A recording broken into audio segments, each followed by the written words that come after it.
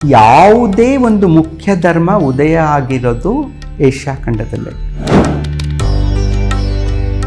ಪಾಲಕ್ ಪಲ್ಯ ಮಾಡ್ದಂಗೆ, ಪಾಲಕ್ ನೀವು ಸೊಪ್ಪನ್ನು ಹೆಚ್ಚಿಟ್ಟು ಇಷ್ಟಿರುತ್ತೆ, ನೀವು ಅದನ್ನು ಬಾಡಿಸ್ಬಿಟ್ರೆ ಅದನ್ನು ಇದು ಮಾಡೋಕೊಟ್ಟು ಇಷ್ಟೇ ಆಗುತ್ತೆ. ಅವನು ಬಂದ ನಂತರವೇ ರೇಷ್ಮೆ ಬಟ್ಟೆ ಅಂದರೆ ಈ ಸಿಲ್ಕ್ ರೂಟು ತುಂಬ ಪವರ್ಫುಲ್ ಆಯಿತು. ಕಪಿಗಳು ಮಾತಾಡ್ತಾರೆ ಅಂದರೆ ನಮಗೇನು ಸಮಸ್ಯೆನೇ ಇಲ್ಲ, ಇವಾಗ ಯಾರಿಗೂ ಸಮಸ್ಯೆ ಇಲ್ಲ. ಸಂತೆಯಲ್ಲಿ ಮನೆ ಮಾಡಿದ್ದೀನಿ ನಾನು, ಆ ಗಲಾಟೆ ಇದ್ದೇ ಇರುತ್ತೆ, ಅದಕ್ಕೆ ತಲೆ ಕೆಡ್ಸ್ಕೊಳಂಗಿಲ್ಲ. ಸಂಜೆಗೆ ಮುಗಿದ ತಕ್ಷಣ ಮನೆಗೆ ಹೋಗ್ಬೇಕು ನಾವು. ಯಾವ ವಿಷಯದಲ್ಲಿ ನೀವು ಯಶಸ್ವಿ ಆಗ್ತಿರೋ ಅದನ್ನು ಮತ್ತೆ ಮತ್ತೆ ಮಾಡಬೇಡಿ. ನಾನು ಇನ್ನು ಹಬ್ಬಬ್ಬ ಅಂದರೆ ಅನದರ್ 2 to 3 ಕಾದಂಬರಿ ಬರ್ದೇನೇನೋ ಅಷ್ಟೇ. ಹಾಸ್ಯ ಬಹಳ ಇಷ್ಟ. ಸುಲಲಿತ ಅಂತ ಕರ್ಕೊಂಡೆ ನಾನು, ಹಾಸ್ಯ ಬಹಳ ಇಷ್ಟ ಇತ್ತು. ಇವಾಗ ಇಷ್ಟೆಲ್ಲ ಈ ಥರ ಸಬ್ಜೆಕ್ಟ್ಸ್ ಎಲ್ಲ ಓದಿದ ಮೇಲೆ ಅನ್ಕತೆ ಹಾಸ್ಯ ಹುಡ್ತಾ ಇಲ್ಲ ನನಗೆ.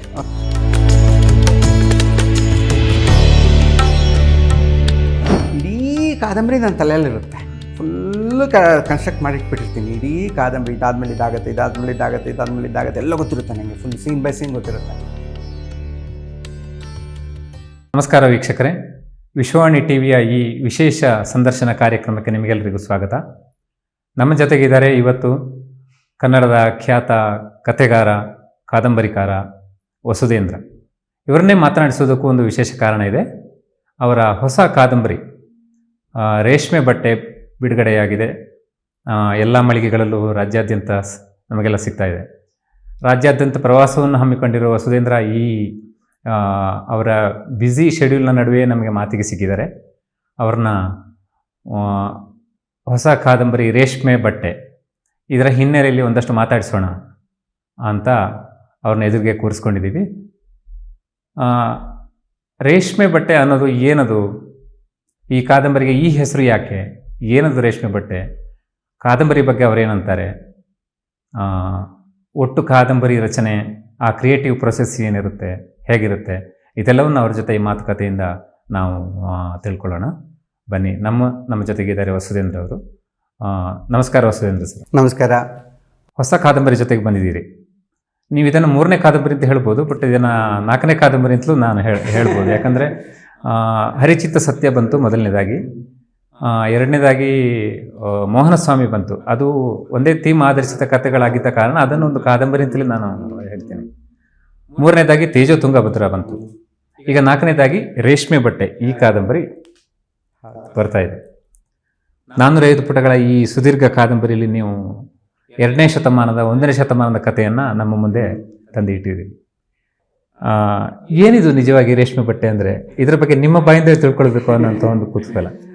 ಏನಂದರೆ ಈ 2ನೇ ಶತಮಾನದಲ್ಲಿ ಒಂದು ವಿಶೇಷ ಸಂಗತಿ ನಡೀತು. ಅಂದರೆ ಒಂದು ದಿಕ್ಕಿನಲ್ಲಿ ತುದಿಯಲ್ಲಿ, ಪೂರ್ವದ ತುದಿಯಲ್ಲಿ ಚೀನಾ ಇತ್ತು, ಮತ್ತೊಂದು ತುದಿಯಲ್ಲಿ ರೋಮ್ ಇತ್ತು, ಪಶ್ಚಿಮದ ತುದಿಯಲ್ಲಿ ರೋಮ್ ಇತ್ತು. ಇವು ಎರಡೂ ಸ್ವಲ್ಪ ಮಟ್ಟಿಗೆ ಶ್ರೀಮಂತ ದೇಶಗಳು, ಸಾಕಷ್ಟು ಶ್ರೀಮಂತ ದೇಶಗಳೇ. ಸೊ ಇಲ್ಲಿ ರೋಮ್ಗೆ ಸಿಗಲಾರದಂಥ ಒಂದು ಏನು ಇತ್ತು ಅಂದರೆ ರೇಷ್ಮೆ ಬಟ್ಟೆ ಇತ್ತು.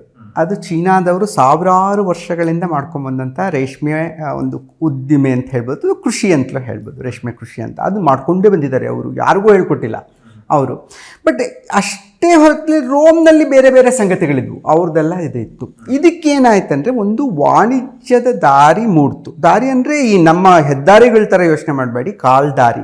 ಇದು ಒಂದೇ ದಾರಿ ಅಲ್ಲ, ಹಲವು ದಾರಿಗಳಾದ್ವು ಇವೆಲ್ಲ. ಒಂದು ಈ ದಿಕ್ಕು ಮೇಲಿಂದ ಹೋಗೋದು, ಒಂದು ಕೆಳಗಿನಿಂದ ಬರೋದು, ಒಂದು ಭಾರತದ ಮೂಲಕ ಹೋಗೋದು, ಮತ್ತೊಂದು ಈ ಬರೀ ರಷ್ಯಾ ಮೂಲಕ ಹೋಗುವಂಥದ್ದು. ಹಾಗೆ ಎಷ್ಟೋ ದಾರಿಗಳು.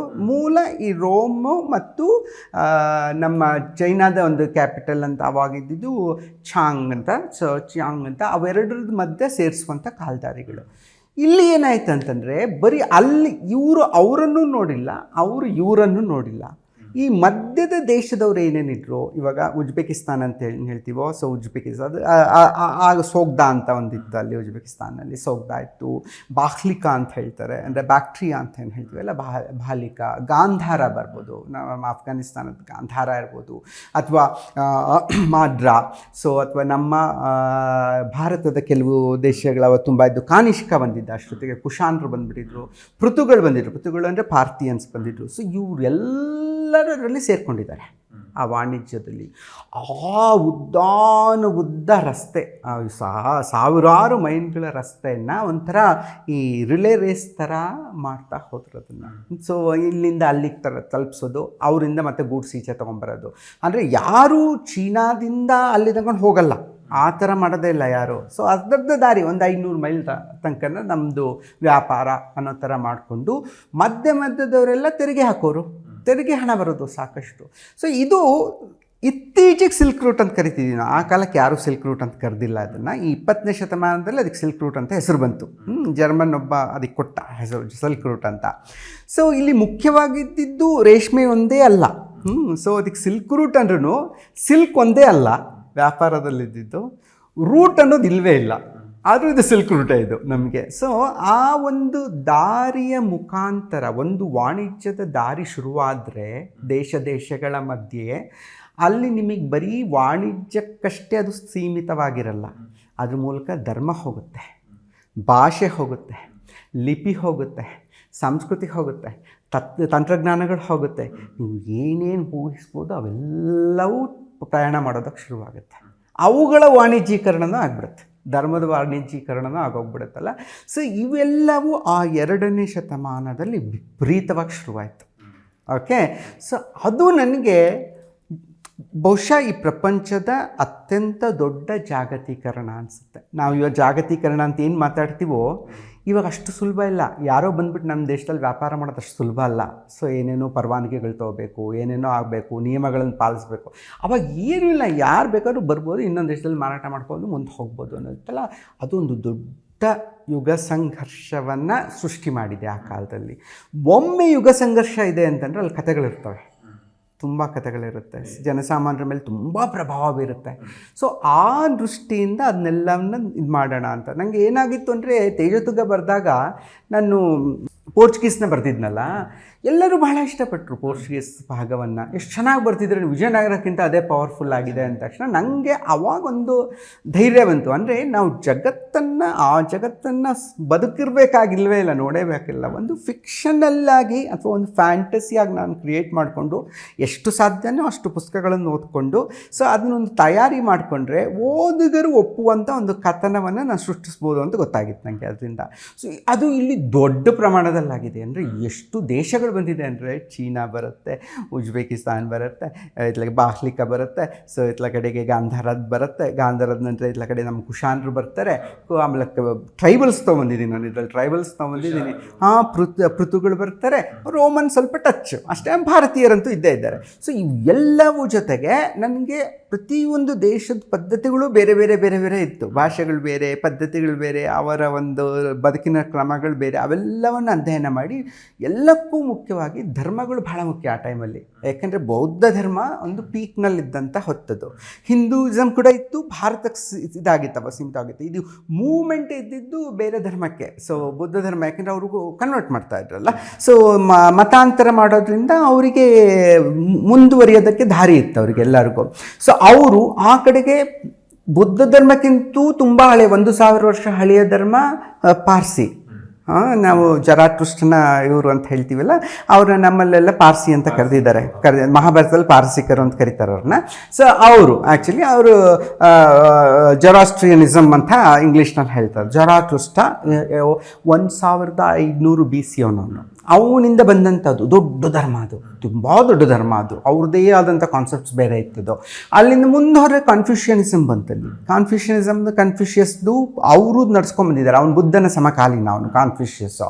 ಅದೇ ಟೈಮ್ನಲ್ಲಿ ದಾವೋಯಿಸಮ್ ಬಂದಿದೆ. ಸೊ ದಾವೋಯಿಸಮ್ ಬೇರೆದೇ ಒಂದು ಕಾನ್ಸೆಪ್ಟ್ಸ್ನಲ್ಲಿ ಬಂದ್ಕೊತ ಹೋಯಿತು. ನನಗೆ ಇವೆಲ್ಲ ನೋಡಿದಾಗ ಇಷ್ಟು ಸೇರ್ಕೊಂಡು ಒಂದು ಕತೆ ಆಗಬೇಕು ಅಂದರೆ ತುಂಬ ವಿಶಾಲ ಕಾನ್ವಾಸ್ ಇದು, ತುಂಬ ವಿಶಾಲ. ಯಪ್ಪ ಹೆಂಗೆ ಆಗುತ್ತಾ ಅಂದರೆ ಬಟ್ ಓದೋಣ ಸುಮ್ಮನೆ ಓದೋಣ ಅಂದರೆ ಓದ್ತಾ ಹೋದೆ. ಅದು ಈ ಕಥೆಯಾಗಿ ಮೂಡ್ತು. ನನಗೆ ಅದೃಷ್ಟ ಏನಂದರೆ ಕನ್ನಡದಲ್ಲಿ ಬಟ್ಟೆ ಅನ್ನೋ ಪದಕ್ಕೆ 2 ಅರ್ಥ ಇದೆ. ಬಟ್ಟೆ ಅಂದರೆ ದಾರಿ, ಬೇರೆ ಯಾವ ಭಾಷೆಯಲ್ಲಿ ಇಲ್ಲದೊಂದು ಸೌಲಭ್ಯ ಯಾವ ಭಾಷೆಯಲ್ಲಿ ಇಲ್ಲ, ಕನ್ನಡಕ್ಕೊಂದೇ ಅಡ್ವಾಂಟೇಜು. ಬಟ್ಟೆ ಅಂದ ತಕ್ಷಣ ದಾರಿ ಆಗುತ್ತೆ, ಬಟ್ಟೆ ಅಂದ ತಕ್ಷಣ ವಸ್ತ್ರ ಆಗುತ್ತೆ. ಇಂಥ ಕೋಇನ್ಸಿಡೆನ್ಸ್ ಯಾವ ಭಾಷೆಯಲ್ಲೂ ಆಗಲ್ಲ. ನಾನೊಂಥರ ಅದೃಷ್ಟವಂತ ಅನ್ಸ್ಬಿಡ್ತು. ಕನ್ನಡದಲ್ಲಿ ಕಾದಂಬರಿ ಬರೆದಿದ್ದು ಭಾರಿ ಒಳ್ಳೇದಾಯಿತು. ಸೊ ರೇಷ್ಮೆ ಬಟ್ಟೆ ಅಂತಿಡೋಣ ಅಂತ. ಇದು ಯಾವ ಭಾಷೆಗೆ ಟ್ರಾನ್ಸ್ಲೇಟ್ ಆದ್ರೂ ಅಲ್ಲಿ ಬಟ್ಟೆಯನ್ನು ತಗೊಂಬರೋದಕ್ಕಾಗಲ್ಲ. ಯಾಕೆಂದರೆ ಬಟ್ಟೆ ಅಪ್ಪಟ ಕನ್ನಡ ಪದ ಅನಿಸುತ್ತೆ ನನಗೆ. ದಾರಿ ಅನ್ನುವಂಥದ್ದು ಹೊಟ್ಟೆಯಿಂದ ಬಟ್ಟೆ ಬಂದಿದೆ ಅಂತ ಅಂದ್ಕೊಳ್ತೀನಿ ನಾನು. ಸೊ ಬಂದಿರಬೇಕದು. ಅದು ದ್ರಾವಿಡನ್ ಇತರ ಭಾಷೆಗಳಲ್ಲಿ ಇದೇನೋ ಗೊತ್ತಿಲ್ಲ ನನಗೆ, ಬಟ್ ನನಗೆ ಅನುಕೂಲ ಆಯಿತು. ಅದಕ್ಕಾಗಿ ರೇಷ್ಮೆ ಬಟ್ಟೆ. ಆದರೆ ಅದು ಹೇಳಿ ಒನಪು ಬಟ್ಟೆ ಹೊರಟು ದಾರಿ. ಒನಪ ಆದಂಥ ಬಟ್ಟೆ, ಅದೆಂಥ ನುಣ್ಣನೆ ಬಟ್ಟೆ. ರೇಷ್ಮೆ ಅನ್ನೋದು ಎಷ್ಟು ಮೃದುವಾದಂಥದ್ದು. ಆದರೆ ಹೊರಟು ದಾರಿ, ಆ ದಾರಿಯಲ್ಲಿ ಹೆಂಗೆ ನಡೆದ್ರು ಇವರು. ಎಷ್ಟು ದೊಡ್ಡ ದೊಡ್ಡ ಪರ್ವತಗಳು, ಮೇರು ಪರ್ವತ ಬರುತ್ತೆ ಅಲ್ಲಿ, ಪಾಮೀರ್ ಅಂತ ಏನು ಕರಿತೀವೋ ಅದು. ಆಮೇಲೆ ನಾನು 10 ಮೀರದ ಪರ್ವತ ಅಂತ ಕರ್ಕೊತ ಬಂದಿದ್ದೀನಿ ನಾನು. ಹಿಂದೂಕುಷ್ ಪರ್ವತಗಳು. ಹಿಂದೂಕುಷ್ ಲೇಟರ್ ಆನ್ ಹೆಸರು ಬಂದಿದ್ದು. ಮುಂಚೆ ಎಲ್ಲ ಅದಕ್ಕೆ ಸಂಸ್ಕೃತದ ಹೆಸರೇ ಯೂಸ್ ಮಾಡ್ತಿದ್ದು. ಅಪರಿಶೇನ ಅಂತ ಏನೋ ಬರುತ್ತೆ ಅದು. ಸೊ ಅದನ್ನು ಯೂಸ್ ಮಾಡ್ತಾಯಿದ್ರು. ಆಮೇಲೆ ನಮ್ಮ ಹಿಮಾಲಯಗಳು ಬರ್ತಾಯಿತ್ತು. ಆಮೇಲೆ ಮತ್ತೆ ಬೇರೆ ಬೇರೆ ಪರ್ವತಗಳು ಬರುತ್ತೆ. ಮರುಭೂಮಿ, ದೊಡ್ಡ ಮರುಭೂಮಿ, ತಕ್ಲಾಮಕಾನ್ ಮರುಭೂಮಿ.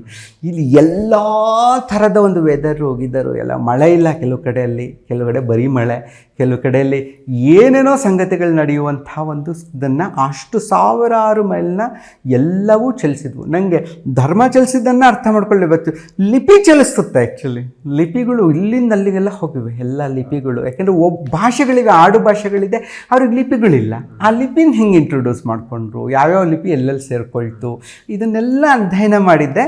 ಬಟ್ ಅಧ್ಯಯನ ಒಂದು ರೀತಿ ನಾನ್ ಫಿಕ್ಷನ್ ಅಲ್ಲ ನಾನು ಬರೀತಿದ್ದು, ಅದನ್ನು ಫಿಕ್ಷನ್ ಮಾಡಬೇಕಲ್ಲ, ಕತೆ ಮಾಡಬೇಕಲ್ಲ, ಅದು ಚಾಲೆಂಜೇ ಯಾವತ್ತು. ನನಗೆ ಅದರ ಬಗ್ಗೆ ಒಂದು ಕುತೂಹಲ ಇದೆ. ಅದನ್ನ ಹೇಗೆ ಮಾಡ್ತೀರಿ ಅನ್ನೋದ್ರ ಬಗ್ಗೆ. ನೀವು ಇದರಲ್ಲೊಂದು ಬಿಬ್ಲಿಯೋಗ್ರಫಿ ಒಂದು ಕೊಟ್ಟಿದ್ದೀರಿ.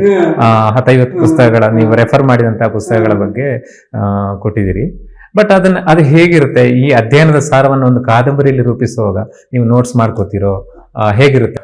ನೋಟ್ಸ್ ಅಂತೂ ಮಾಡಲ್ಲ, ಯಾವತ್ತೂ ಮಾಡಲ್ಲ ನಾನು. ಒಂದೇ ಒಂದು ಅಕ್ಷರವನ್ನು ಬರೆದಿಟ್ಕೊಳ್ಳಲ್ಲ ನಾನು. ಏನು ಓದ್ಕೊಂಡಿದ್ದೀನೋ ಅದನ್ನು. ನಂಗೆ ಅದು ಮಾಡ್ಕೊಂಬಿಟ್ರೆ ನಾನು ಹಿಸ್ಟಾರಿಯನ್ ಆಗಿಬಿಡ್ತೀನಿ ಅಂತ ಭಯ ನನಗೆ. ಸೊ ನಾನು ದಾಖಲೆಗಳಿಗೆ ಶುರು ಮಾಡಿಬಿಟ್ರೆ ಕಷ್ಟ, ಅದು ಬೇಡ. ನಾನು ಕತೆಗಾರ. ನಾನು ಏನು ಮಾಡ್ತೀನಿ ಅಂದರೆ ಒಂದೊಂದು ಪುಸ್ತಕನ 3 ಸಲ 4 ಸಲ ಓದ್ಕೊಳ್ತೀನಿ ನಾನು.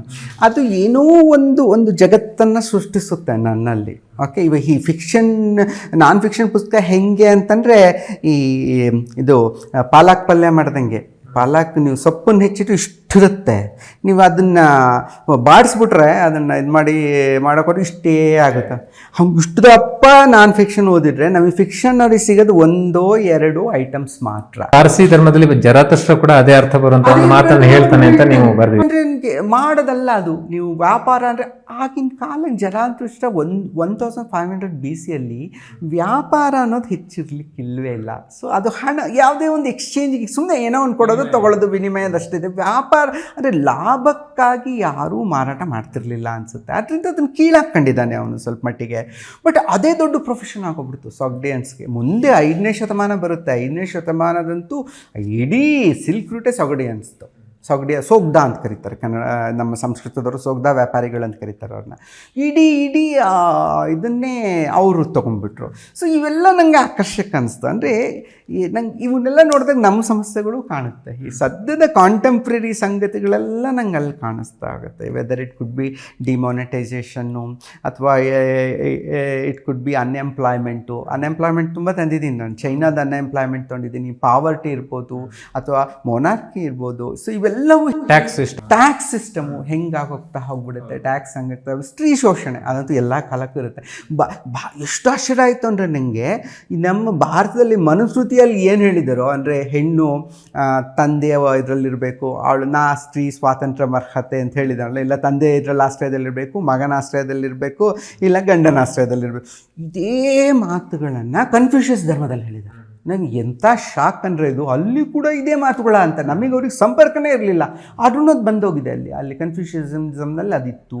ಸೊ ಅವರು ಅಷ್ಟೆಲ್ಲ ಶೋಷಣೆಯಲ್ಲಿದ್ರೂ ಅಲ್ಲಿಯ ಚೀನಾ ಹೆಂಗಸರು ರೇಷ್ಮೆಯನ್ನು ಮಾಡಿದ್ದಾರೆ. ಸೊ ರೇಷ್ಮೆ ಹೆಂಗಸರದ್ದೇ ಅದು, ಯಾವತ್ತು ಗಂಡಸರು ಇನ್ವಾಲ್ವ್ ಆಗಿಲ್ಲ ಅಲ್ಲಿ ಆರಂಭದಲ್ಲಿ. ಸೊ ಅವರು ಗಂಡಸರು ಅದನ್ನು ಹೆಂಗಸರು ವಿದ್ಯಾ ಅಂತಿದ್ರು. ಅಡುಗೆ ಮಾಡೋ ಥರ ನಾವು ಅಡುಗೆ ಹೆಂಗಸ್ರು ಮನೆದು ಅಂತೀವಲ್ಲ, ಹಾಗೆ ರೇಷ್ಮೆ ಬಟ್ಟೆದು. ಬಟ್ ಆ ಹೆಂಗಸರು ಎಂಥ ಒಂದು ದೊಡ್ಡ ಸಾಧನೆ ಮಾಡಿದ್ದಾರೆ ರೇಷ್ಮೆಯಲ್ಲಿ. ಅದನ್ನೆಲ್ಲ ಎಷ್ಟು ಪ್ಯಾಟರ್ನ್ಸ್ ಕಂಡುಹಿಡಿದ್ರು ಅವರು, ನೇಯ್ಗೆದು ಎಷ್ಟೊಂದು ಚಿತ್ರಗಳನ್ನು ಮಾಡೋಕ್ಕೆ ಶುರು ಮಾಡಿದರು. ಇವೆಲ್ಲ ನಂಗೆ ಭಾಳ ವಿಶೇಷ ಅನ್ನಿಸ್ತು. ಸೊ ಅದನ್ನೆಲ್ಲ ಒಂದು ಕಥಾರೂಪವಾಗಿ ಮಾಡೋಣ, ಅದನ್ನೆಲ್ಲ ಸೇರಿಸಿ ಒಂದು ಕತೆ ಮಾಡೋಣ. ಇದನ್ನು ಬರೆಯೋಕ್ಕೆ ನೀವು 1 ವರ್ಷದ ಏನೋ ತಗೊಂಡ್ರಿ? ಬರೆಯೋದಕ್ಕೆ 7-8 ತಿಂಗಳಷ್ಟೇ ತಗೊಂಡಿದ್ದು. ಆದರೆ ಇದ್ರ ಹಿಂದಿನ ವರ್ಕ್ ಎಷ್ಟು ವರ್ಷದಿಂದ ಶುರುವಾಗಿದೆ, ಅಥವಾ ಇದು ಈ ಕಾದಂಬರಿ ತೇಜ ಮುಗಿದ ತಕ್ಷಣ ಶುರು ಮಾಡ್ಕೊಂಡಿದ್ದೀನಿ ನಾನು. ತೇಜ ಮುಗಿದ ತಕ್ಷಣ ಮಾಡ್ಕೊಂಡು 4 ವರ್ಷ ನಿರಂತರವಾಗಿ ಓದಿದ್ದೀನಿ ನಾನು. ಮತ್ತೆ ಓದೋದು, ಯೂಟ್ಯೂಬ್ಸ್ ಕೇಳೋದು, ಆಡಿಯೋ ಬುಕ್ಸ್ ಕೇಳೋದು, ಏನೇನಿದೆ ನಾವೆಲ್ಲ ಇನ್ನೂ ಲಿಸ್ಟ್ ಮಾಡಿಲ್ಲ ಆ್ಯಕ್ಚುಲಿ. ಸೊ ಯೂಟ್ಯೂಬ್ಸ್ ಅಂತೂ ಎಷ್ಟು ಹೆಲ್ಪ್ ಮಾಡ್ತಾವೆ ನನಗೆ, ಸಾಕಷ್ಟು ನೋಡಿದ್ದೀನಿ ನಾನು ಯೂಟ್ಯೂಬ್ಸ್ನಲ್ಲೆಲ್ಲ. ನಂಗೆ ಗೊತ್ತಿಲ್ಲದ ಭಾಗಗಳನ್ನೆಲ್ಲ ನನಗಂತೂ ಅಷ್ಟು ದೂರ ಟ್ರಾವೆಲ್ ಮಾಡೋದಕ್ಕೆ ಮೊದಲು ಫೈನಾನ್ಷಿಯಲಿ ಸ್ವಲ್ಪ ಕಷ್ಟ ಆಗುತ್ತೆ. ಆದರೂ ಅಲ್ಲಿ ಎಷ್ಟು ಸೇಫ್ಟಿ ಇದೆಯೋ ನಂಗೆ ಗೊತ್ತಿಲ್ಲ. ಇವಾಗ ಅಲ್ಲೆಲ್ಲ ಹೋಗಿ ನಾನು ಅಫ್ಘಾನಿಸ್ತಾನಕ್ಕೆ ಏನು ಹೋಗ್ತೀನಿ ನಾನು, ಸೇಫ್ಟಿನೇ ಎಷ್ಟು ಕಷ್ಟ ಇದೆ ನನಗೆ. Afghanistan is the most important place actually silk ರೂಟ್ಗೆ. ಅಲ್ಲಿ ಹೋಗೋಕ್ಕಾಗಲ್ಲ ನಮಗೆಲ್ಲ. ಸೊ ಆ ಥರದ್ದೆಲ್ಲ ಸಮಸ್ಯೆಗಳಿದೆ, ಅದನ್ನೆಲ್ಲ ಅಲ್ಲಿ ಹೋಗಿ ನೋಡೋದು ನಾನು. ಸೊ ಇದರಲ್ಲಿ ಗೂಗಲಿಂದ ಹೋಗಿ ನೋಡ್ಕೊಂಬರೋದು, ಏನಿದೆ ಹೆಂಗಿದೆ ವಾತಾವರಣ ಹೆಂಗಿದೆ, ಮತ್ತು ಸ್ಟಡಿ ಮಾಡೋದು. ವೆದರ್ ಫೋರ್ಕಾಸ್ಟ್ ಹೆಂಗಿರುತ್ತೆ, ಅಕ್ಟೋಬರ್ನಲ್ಲಿ ವೆದರ್ ಹೆಂಗಿರುತ್ತೆ ಇಲ್ಲಿ, ಸೊ ಇದರಲ್ಲಿ ಡಿಸೆಂಬರಲ್ಲಿ ಹೆಂಗಿರುತ್ತೆ. ಆಮೇಲೆ ಭಾಷೆಗಳನ್ನ ಸ್ಟಡಿ ಮಾಡ್ತಾ ಬಂದೆ, ಎಷ್ಟು ಭಾಷೆಗಳಿವೆ, ಅವೆಲ್ಲ ಏನಿದು, ಅದ್ರದ್ದು ಸಮಸ್ಯೆಗಳೇನು, ಆ ಭಾಷೆ ಹೆಂಗೆ ಬದಲಾದವು ಅಂತೆಲ್ಲ.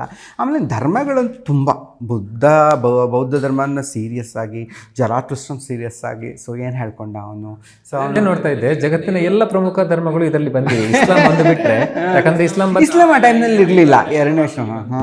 ಅದು ಬಿಟ್ಟರೆ ಎಲ್ಲ ಬಹುತೇಕ ಎಲ್ಲ ಧರ್ಮಗಳು ಇದರಲ್ಲಿ ಇದೆ. ಅಂದರೆ ಯಾವುದೇ ಒಂದು ಮುಖ್ಯ ಧರ್ಮ ಉದಯ ಆಗಿರೋದು ಏಷ್ಯಾ ಖಂಡದಲ್ಲೇ. ಏಷ್ಯಾ ಬಿಟ್ಬಿಟ್ಟು ಬೇರೆ ಯಾವುದೇ ಖಂಡದಲ್ಲೂ ಯಾವ ಧರ್ಮವೂ ಹುಟ್ಕೊಂಡಿಲ್ಲ. ಅದನ್ನು ನಾವು ನೆನಪಿನಲ್ಲಿ ಇಟ್ಕೊಂಡಿರಬೇಕು. ಓಕೆ, ಕ್ರಿಸ್ತ ಮೊದಲು ಮಾಡ್ಕೊಂಡು ಏಷ್ಯಾ. ಓಕೆ, ಸೊ ಯಾವುದು ಯುರೋಪ್ನಲ್ಲಿ ಯಾವ ಧರ್ಮನೂ ಹುಟ್ಟಿಲ್ಲ, ಅಮೇರಿಕಾದಲ್ಲಿ ಯಾವ ಧರ್ಮನೂ ಹುಟ್ಟಿಲ್ಲ, ಅಥವಾ ಆಸ್ಟ್ರೇಲಿಯಾದಲ್ಲಿ ಯಾವ ಧರ್ಮನೂ ಹುಟ್ಟಿಲ್ಲ. ಹುಟ್ಟಿರುವ ಧರ್ಮಗಳೆಲ್ಲವೂ ಏಷ್ಯಾದಲ್ಲಿ, ಅದು ಪವರ್ಫುಲ್ಲಾಗಿ ಭಾರತದಲ್ಲಿ. ಬೇಕಾದಷ್ಟು ಧರ್ಮಗಳು ಬಂದಿದ್ದು ಇಲ್ಲೇ, ನಮ್ಮಲ್ಲೇ ಬಂದಿದ್ದು.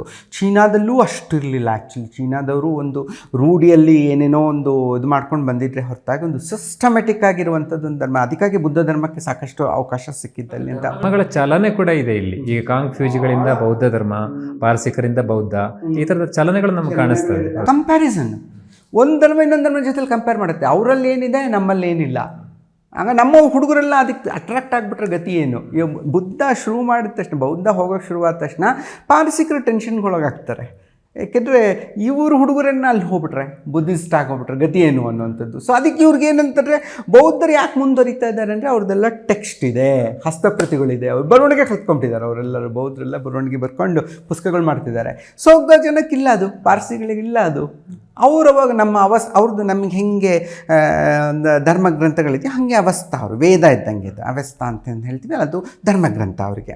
ಜರಾತುಷ್ಟ್ರ ಬರೆದಿರುವಂಥದ್ದು. ಸೊ ಅದನ್ನು ಮಾಡ್ಕೊತ ಹೋದ್ರು ಅವರು.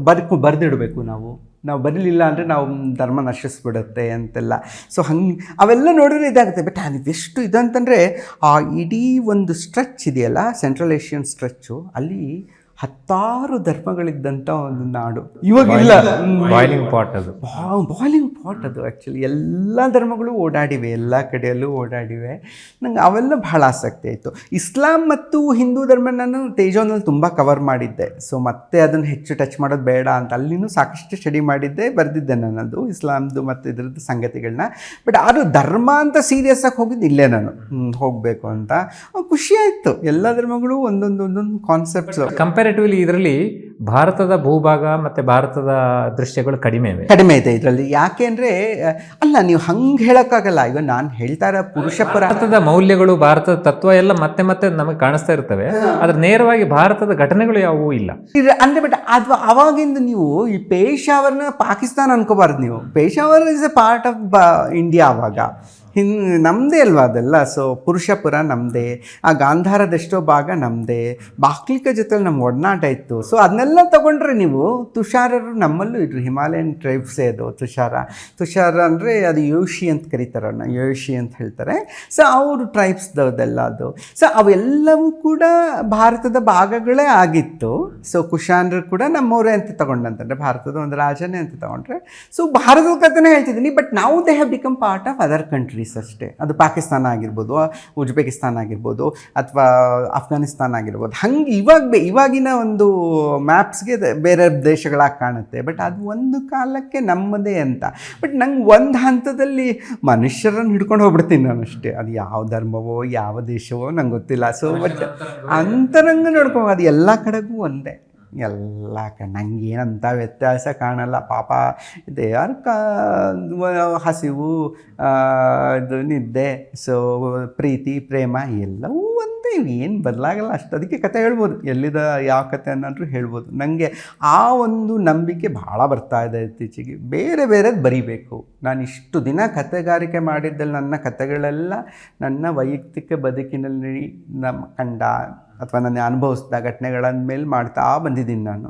ಅದಕ್ಕೆ ಲಿಮಿಟೇಷನ್ ಇದೆ ಅನ್ಸ್ಲಿಕ್ಕೆ ಶುರುವಾಯಿತು. ಅಂದರೆ ನಾನು ರಿಪೀಟ್ ಮಾಡ್ತಿದ್ದೀನೇನೋ, ನನ್ನ ಜಗತ್ತನ್ನು ಮತ್ತೆ ರಿಪೀಟ್ ಮಾಡ್ತಿದ್ದೀನೋ, ಅಥವಾ ಆತ್ಮರೀತಿ ಜಾಸ್ತಿ ಆಗ್ತಿದ್ದೇನೋ, ನನ್ನ ಬಗ್ಗೆನೇ ಹೇಳ್ಕೊತ ಹೋಗೋದು ಅನ್ನೋಂಥ ತುಂಬ ಅನಿಸ್ತು ನನಗೆ. ಅದು ಮೋಹನ ಸ್ವಾಮಿ ಬರೆದ ಮೇಲೆ ಅಂತೂ ವಿಪರೀತ ಆಗೋಯ್ತದು ನನಗೆ. ಸೊ ಇದಲ್ಲ, ಇದು ಬೇರೆ ಒಂದು ಜಗತ್ತನ್ನು ಕಟ್ಟಿಕೊಡುವ ಶಕ್ತಿ ಬೇಕು. ಇವಾಗ ಇದು ಪಂಚತಂತ್ರ ತಗೊಳ್ಳೋಣ ನಾವು, ವಿಷ್ಣು ಶರ್ಮಂದು. ವಿಷ್ಣು ಪಂಚತಂತ್ರ ಇಷ್ಟು ಚೆನ್ನಾಗಿ ಕಟ್ಕೊಟ್ಟ ಅವನು. ಬೇರೆದೇ ಒಂದು ಜಗತ್ತದು, ಎಲ್ಲ ಪ್ರಾಣಿ ಜಗತ್ತು. ಬಟ್ ಮನುಷ್ಯ ತತ್ವಗಳೇ, ಆರೋಪಿಸಿದ್ದೆಲ್ಲ ಮನುಷ್ಯ ತತ್ವಗಳೇ, ಅವೇನು ಬೇರೆ ಇರಲಿಲ್ಲ. ಅದನ್ನು ಮಾಡೋ ಶಕ್ತಿ ಇತ್ತಲ್ಲ ಅವನಿಗೆ. ಅಥವಾ ವಾಲ್ಮೀಕಿನ ತಗೊಳ್ಳಿ, ವಾಲ್ಮೀಕಿ ಎಷ್ಟು ಚೆನ್ನಾಗಿ ಒಂದು ಕಿಷ್ಕಿಂಧ ಸೃಷ್ಟಿ ಮಾಡ್ತಾರೆ. ದೇವರಾಣೆಗೆ ವಾಲ್ಮೀಕಿ ಅಲ್ಲಿಂದ ಇಲ್ಲಿಗೆ ಬಂದಿಲ್ಲ ನನ್ನ ಪ್ರಕಾರ. ಶ್ರೀಲಂಕಾಕ್ಕೂ ಹೋಗಿಲ್ಲ ಅವರು, ಅಲ್ಲೇ ಕೂತೇ ಬರೆದಿದ್ದಾರೆ, ಎಲ್ಲವನ್ನ ಅಲ್ಲೇ ಕೂತ್ಕೊಂಡೇ ಬರೆದಿದ್ದಾರೆ ಅವರು. But he was able to imagine and he was able to bring some of the things are very accurate. Some of the things may not be so accurate. ಅದು ಸಹಜ. ಬಟ್ ನಾವು ಯಾರೂ ಪ್ರಶ್ನೆ ಮಾಡೋದೇ ಇಲ್ಲ ಇವಾಗ ಅಲ್ವಾ. ಕಿಷ್ಕಿಂಧದಲ್ಲಿದ್ದಂಥ ಎಲ್ಲ ಕಪಿಗಳು ಮಾತಾಡ್ತಾರೆ ಅಂದರೆ ನಮಗೇನು ಸಮಸ್ಯೆನೇ ಇಲ್ಲ ಇವಾಗ, ಯಾರಿಗೂ ಸಮಸ್ಯೆ ಇಲ್ಲ, ಎಲ್ಲರೂ ಮಾತಾಡೋದಪ್ಪ ಚಂದ. ಹೊರ ಜಗತ್ತಿಗಿಂತಲೂ ಹೆಚ್ಚಾಗಿ ಒಳ ಜಗತ್ತದು ಅಂತ. ಸೊ ನನಗೆ ಅದನ್ನು ಮುಟ್ಟಬೇಕು ಅಂತ. ನನಗೆ ಈ ವಾಸ್ತವ ಕಥನದ ಕ್ರಮದ ಬಗ್ಗೆ ನನಗೆ ಯಾಕೋ ಸ್ವಲ್ಪ ತಿರಸ್ಕಾರ ಬರೋಕ್ಕೆ ಶುರುವಾಗಿದೆ ಇತ್ತೀಚೆಗೆ. ಇದಲ್ಲ ಇದು ಅಂತ. ಇದು ತುಂಬ ಲಿಮಿಟೇಷನ್ಸ್ ಹಾಕುತ್ತೆ. ನಿಮ್ಮ ಒಂದು ಆಲೋಚನೆ, ಒಂದು ನಿಮ್ಮ ಕಲ್ಪನಾ ಶಕ್ತಿನ ಕಡಿಮೆ ಮಾಡಿ ಇಟ್ಬಿಡುತ್ತೆ. ಸೊ ಇದರಿಂದ ಬಿಡಿಸ್ಕೋಬೇಕು ನಾವು, ಬಿಡಿಸ್ಕೊಂಡು ಬೇರೆದೆಲ್ಲ ಬರ್ಕೊತ ಹೋಗಬೇಕು ಅನ್ನೋ ಕಾರಣಕ್ಕೆ ಬರೆದೆ ನಾನು. ಅಫ್ಕೋರ್ಸ್ ನಮ್ಮ ಅನುಭವ ಎಲ್ಲೋ ಬಂದೇ ಇರುತ್ತೆ, ಯಾವುದೋ ಒಂದು ಸಂಗತಿಗಳು ಬಂದೇ ಬರುತ್ತೆ ನನಗೆ ಆ್ಯಕ್ಚುಲಿ. ಸೊ ಒಂದಂತೂ ಅಂದರೆ ಇವಾಗ ಉದಾಹರಣೆಗೆ ನಿಮಗೆ ಹೇಳಬೇಕು ಅಂತಂದರೆ, ಒಂದು ಕಡೆಯಲ್ಲಿ ನಾನು ಈ ಬೇರೆ ಎಲ್ಲ ಬದಲಾವಣೆಗಳಾಗೋದಕ್ಕೆ ಸಾಧ್ಯ, ಆದರೆ ಸಾವು ಮಾತ್ರ ನನ್ನ ಧರ್ಮದ ಪ್ರಕಾರನೇ ಆಗಬೇಕು ನಂದು ಇದು ಅಂತ ಅವನು ಯೋಚನೆ ಮಾಡ್ತಾನಲ್ವ. ಯಾಕೆಂದರೆ ಇಲ್ಲೊಬ್ಬ ಲೇಖಕರು ಹಂಗಿದೆ, ಹೆಸರು ಹೇಳೋದು ಬೇಡ, ಬೇರೆ ಎಲ್ಲ ಮಾಡಿ ಓಕೆ, ಎಲ್ಲ ಧರ್ಮ ಜಾತ್ಯತೀತ ಧರ್ಮಾತೀತ ಎಲ್ಲ ಬದುಕ್ಬಿಟ್ಟು ಕಡೆ ಸತ್ತ ಮೇಲೆ ಮಾತ್ರ ನನ್ನ ಧರ್ಮದ ಪ್ರಕಾರ ನನ್ನ ದಾನ ಸಂಸ್ಕಾರ ಮಾಡಿ.